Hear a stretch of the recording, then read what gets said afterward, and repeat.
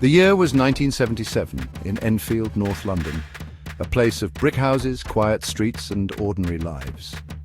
The neighbourhood was a patchwork of families, each with their own routines, hopes and struggles, all woven together in the fabric of suburban London. But inside 284 Green Street, the Hodgson family's home, life was about to become anything but ordinary. What seemed like just another council house would soon become the focus of worldwide attention. Peggy Hodgson, a single mother, struggled to raise her 4 children, Margaret, Janet, Johnny and Billy, after a difficult divorce. She worked hard to keep the family together, doing her best to provide love and stability in a world that often felt uncertain. Their council house was modest, crowded and filled with the noise of daily life, laughter, arguments and the clatter of children at play.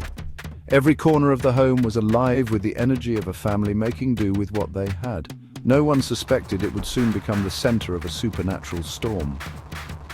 The street outside remained peaceful, unaware of the strange events about to unfold within. The house had no dark history, no reputation for hauntings, just bricks, mortar and memories. It was a place where birthdays were celebrated and everyday worries were shared. That's what made what happened next so chilling. The terror came from nowhere without warning or explanation. The Hodgsons were a typical family, facing typical problems, money worries, sibling squabbles, and the challenges of growing up until late August. Suddenly, an unseen presence entered their lives, and nothing would ever be the same. The ordinary rhythms of home life were about to be disrupted in ways no one could have imagined. The calm routine of school, work, and family arguments was about to be shattered, replaced by fear and confusion. Janet, 11, was especially sensitive, close to her siblings, sharing a room with Margaret. She would soon find herself at the center of the strange events. The boys, Johnny and Billy, shared another room, their bond growing stronger as the family faced the unknown together. It was a loving, if chaotic, home, full of warmth, resilience, and the everyday chaos of family life. But in the summer of 1977, the ordinary would give way to the extraordinary.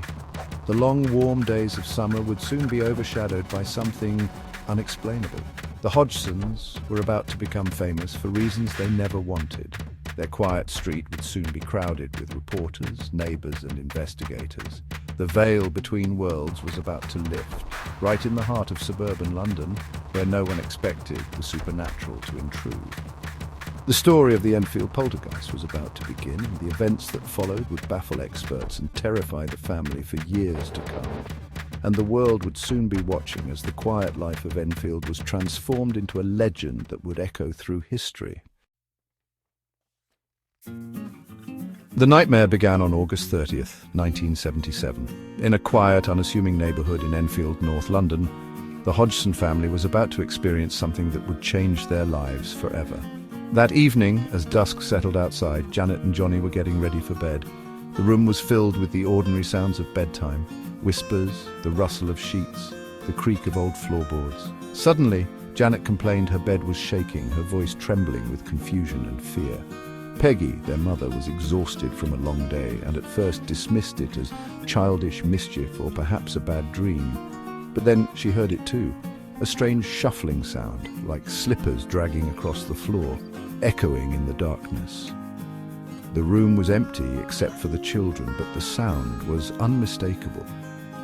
It seemed to move around them, growing louder, more insistent. Fear crept in, chilling the air and making the shadows seem deeper. The next night things escalated. The family tried to convince themselves it was nothing, but the sense of unease only grew. Suddenly, a heavy chest of drawers slid across the floor on its own, slowly, deliberately.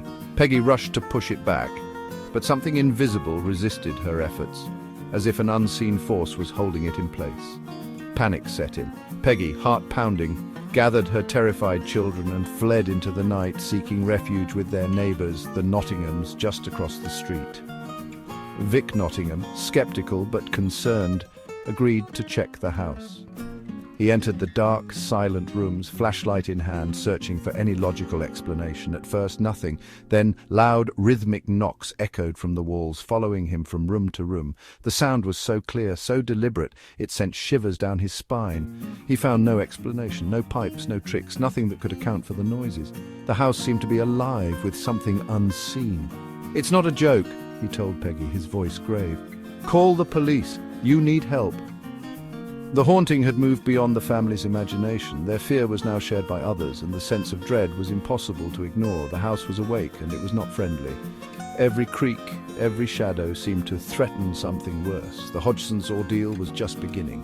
Their once safe home had become a place of terror, and there was no telling what would happen next. The police would soon witness the impossible. Even the authorities would be left questioning what was real. The world outside would soon be drawn in. News of the haunting would spread, attracting crowds, journalists and skeptics alike.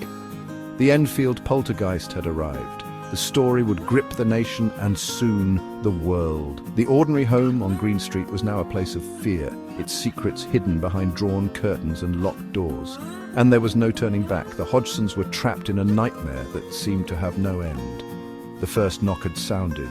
The story was out. The haunting was real, and it was only growing stronger, and it was only getting started. The true terror of the Enfield house was yet to come. The activity didn't stop, it intensified. Objects flew through the air, toys, books, marbles, even Lego bricks, sometimes hot to the touch. The knocks became intelligent, answering questions and echoing patterns, but the focus was Janet. She fell into trances, contorted, and was thrown from her bed by unseen forces. Famous photos show her seemingly levitating. Skeptics say she jumped, but witnesses saw violence no child could fake. Then came the voice, deep, gravelly, claiming to be Bill Wilkins, a man who died in the house. The voice spoke for hours, draining Janet, who remembered nothing but a sore throat. Furniture overturned, fires started and stopped. Cold spots moved through rooms. Janet was tormented, pulled, choked, levitated, while her family watched in terror. The house was no longer a home, it was a battleground, and Janet was at the center. The Enfield case drew crowds of witnesses, neighbors, police, journalists, and repairmen. Vic Nottingham's testimony of the knocks validated Peggy's fears. Police Constable Carolyn Heaps saw a chair slide across the floor, no tricks, no explanation. She signed an affidavit giving the case credibility.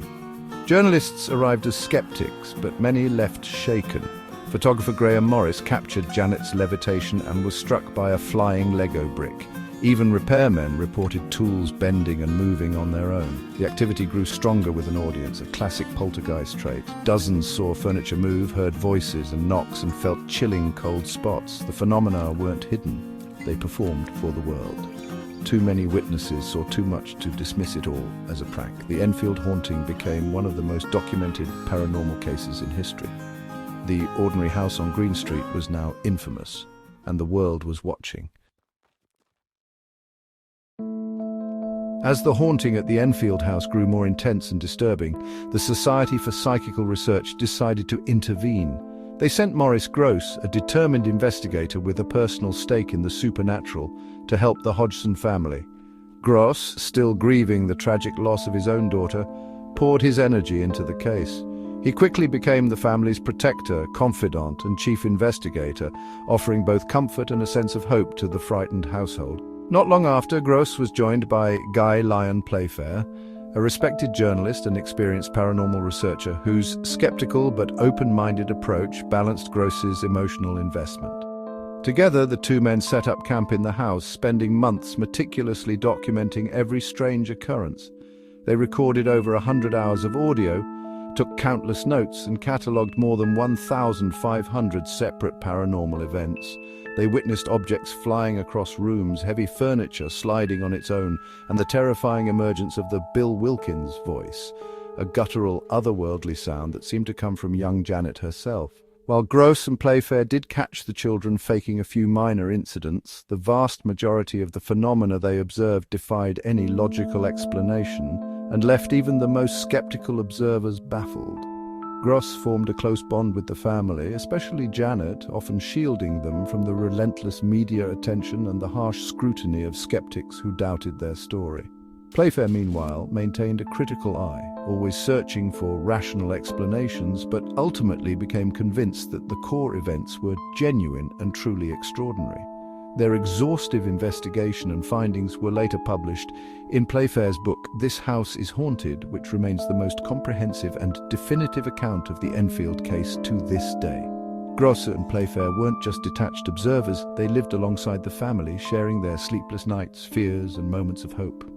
The Enfield case became more than just an investigation. It became their life's work, dominating their thoughts and shaping their reputations in the world of paranormal research.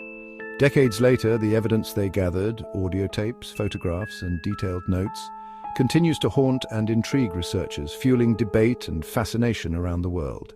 In the end, the line between fact and the unknown had never been thinner, leaving behind a legacy that still challenges our understanding of the paranormal.